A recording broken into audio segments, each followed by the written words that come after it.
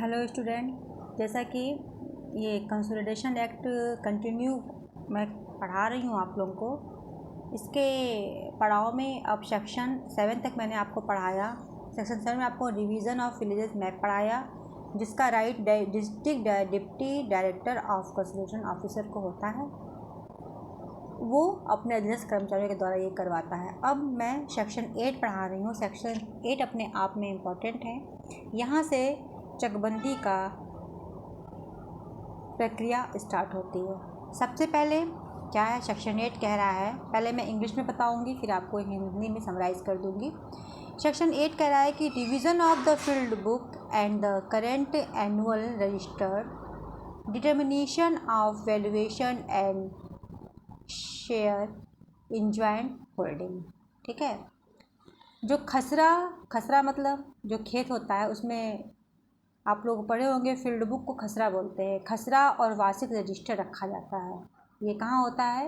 ये राजस्व में रहता है, लेकिन चकबंदी के दौरान ये वो चकबंदी ऑफिस में रहता है। खसरा था चालू वार्षिक रजिस्टर का पुनरीक्षण, रिवीजन, संयुक्त जोतों के मूल्यों और अंशों का अवधारण। जो ज्वाइंट खेत हैं उनका मूल्य निकाला जाता है और उनका अवधारण कहता है कि किस कैटेगरी में किस अंश में कौन सा खेत जा रहा है, तो उसको वहाँ पे मतलब चकबंदी मतलब इधर का उधर किया जाता है चक को, तो उसका वैल्यूएशन, खसरा, वार्षिक रजिस्टर सबका मूल्यांकन किया जाता है।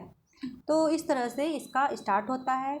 सेक्शन 8 का क्लास 1 कहता है, upon the revision of the map under section 7 the district deputy director of consolidation shall subject to the provision hereinafter contained and in which manner as may be prescribed cast to be।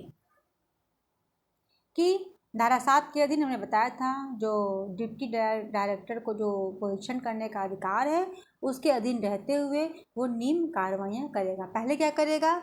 Revise the field book of the unit after field to field पार्टल and current annual register after its test and verification. क्या करेगा? सबसे पहले कटक के जो खसरे का खेतवार पड़ताल करेगा कि खसरे को चेक करेगा, खेतों का पड़ताल करेगा, उसके चालू वार्षिक रजिस्टर को सबको परीक्षण कराएगा, जांच करवाएगा, उसका पुनरीक्षण करवाएगा। कौन करवाएगा? डिप्टी डायरेक्टर, जिला उप संचालक चकबंदी, डिस्ट्रिक्ट डिप्टी डायरेक्टर, इसको डीडीसी बोलते हैं। उसके बाद determination in consolidation with consolidation committee the value of, और फिर क्या करेगा?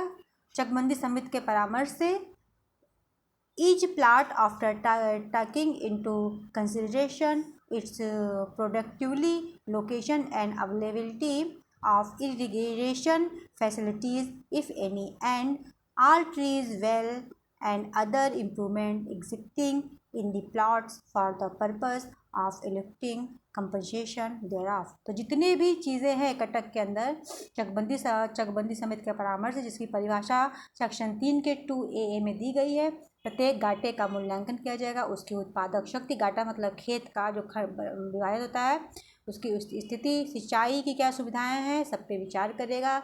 जितने भी गाटों के सभी पेड़ हैं, कुएं हैं, सभी चीज़ों का मूल्यांकन किया जाएगा। उसके अनुसार खेत के बदले खेत, नहीं तो कहीं कहीं मूल्यांकन करके वैल्यूएशन जो होता है, कुओं का पैसा, फल का पैसा, इस तरह भी चकबंदी देती है। इसका पैराग्राफ 3 कहता है, ascertain the share of each owner if there be more honor than one out of the valuation determination under the sub class B of class 2 and determination the share of individual tenure holder in joint holding for the purpose of effecting partition to ensure proper consolidation। कहता है यदि एक से अधिक स्वामी हो तो खंड 2 के उपखंड ख के अधीन अवधारित मूल्य के प्रत्येक स्वामी का अंश निश्चित किया जाएगा। यदि किसी खेत में एक से अधिक स्वामी हों, दो जो दार हों, तो उनका प्रत्येक स्वामी का अंश निश्चित करेगा। कौन करेगा? डीडीसी करवाती है। और क्लास 4 ये कह रहा है उचित चकबंदी सुनिश्चित करने के निमित्त विभाजन करने के लिए संयुक्त जोतों में प्रत्येक खातेदार का अंश अवधारित किया जाएगा।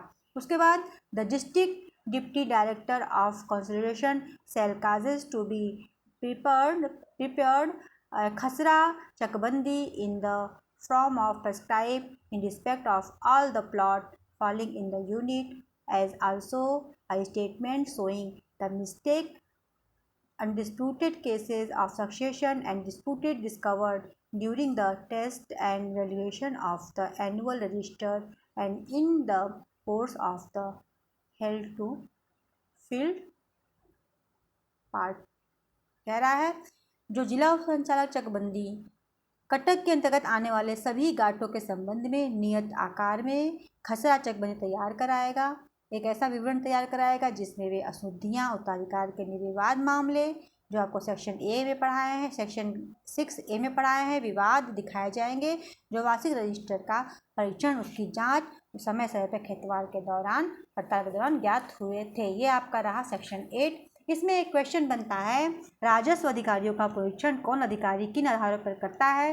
राजस्व अभिलेखों में की गई भविष्य क्षुब्ध व्यक्ति को क्या उपचार है? तो राजस्व अभिलेखों का परीक्षण कौन अधिकारी करता है? तो अभी आपको हमने सेक्शन 8 में बताया है। राजस्व अधिकारी जो होता है सहायक चकबंदी अधिकारी चकबंदी समिति की परामर्श से कटक के समस्त घाटों का नक्शा, खसरा, चालू वार्षिक रजिस्टर का परीक्षण जिला उप संचालक चकबंदी जो कलेक्टर के समतुल्य होता है उसके अधीन निर्देशानुसार कौन करेगा? सहायक चकबंदी अधिकारी किसके अनुसार? जिला उप संचालक चकबंदी के अनुसार तैयार करेगा। उसके बाद कह रहा है कि और वही क्या करेगा तैयारी में? यही करेगा, कटक को देखेगा, खसरे को चेक करेगा, उसके मूल्यांकन देगा, पानी, कुएं को, फल को, वृक्ष को, सारी चीज़ को निर्धारित करेगा। उसके बाद क्या होता है? सेक्शन 9 कहता है कि पुनरीक्षित अभिलेखों का प्रकाशन और आपत्ति आमंत्रित करना। जो रिवाइज अभिलेख होते, रिकॉर्ड होते हैं, उनका पब्लिकेशन और ऑब्जेक्शन कहाँ? सेक्शन 9 में सहायक चकबंदी अधिकारी खसरा चकबंदी आकार पत्र 2A को कटक के समस्त खातेदारों में वितरित करवाएगा और आपत्तियां आमंत्रित करेगा। और ऐसी आपत्तियां 21 दिन के अंदर खातेदारों के द्वारा प्रस्तुत की जाएंगी। सेक्शन 9 में आपत्तियां आमंत्रित करा रहा है कौन? सहायक चकबंदी अधिकारी। आकार पत्र 2A के तहत कटक के समस्त खातेदारों को ये वितरित की जाती है और जो भी आपत्तियां होती है उनको 21 दिन के अंतर्गत प्रस्तुत करना पड़ता है। आपत्तियों का निस्तारण सेक्शन 9A में आपत्तियों को प्रस्तुत करने पर ACO सहायक चकबंदी अधिकारी विषयों पर आपत्तियों को निस्तारित करेगा।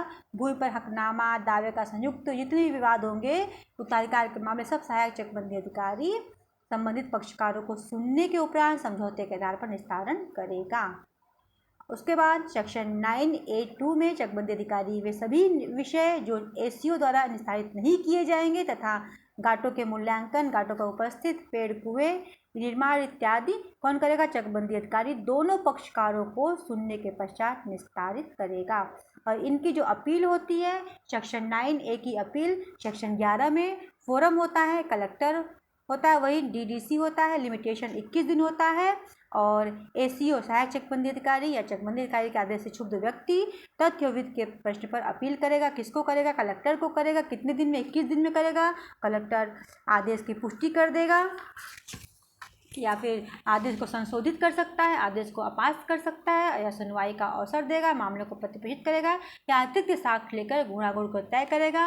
और इसके बाद कोई पूछता है कि क्या DDC का आदेश फाइनल होता है? तो नहीं, इसके खिलाफ हम अपने हाई कोर्ट आएंगे, रिट के तहत हम उस कार्रवाई को पूरा करेंगे।